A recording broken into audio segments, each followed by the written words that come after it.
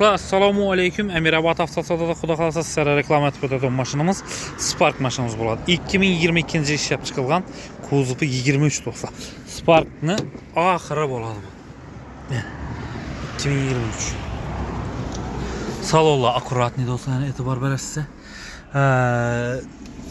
Çıxo koy verəsə, Lenon polikləri bu. Yəni magnitofonlarım. Tazapason özü zavatçı şimdi pultlu болады yana biləsə.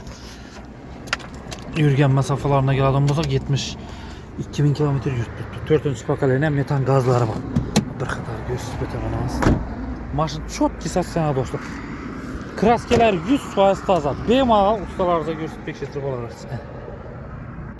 4. pakalene orijinal stak. ABS tormozları bu. Maşın acayip sasına dostlar. Tayyar alt doğru mini perarası. 4 tane Prospero yumuşak balonlardan koyulgan dostlar. Maşınımız halat ideal. Dostlar, bu maşını size alıp həz etmişləriniz üçün Emirabad avtosalonda 105 milyona koyduk. Boladan yeri 105 milyon. Bank olsam avtokredit, barter umman farkı yok bu üzere.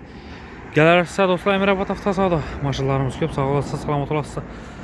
Podpiska olmalı, podpiska basıb koyunlar.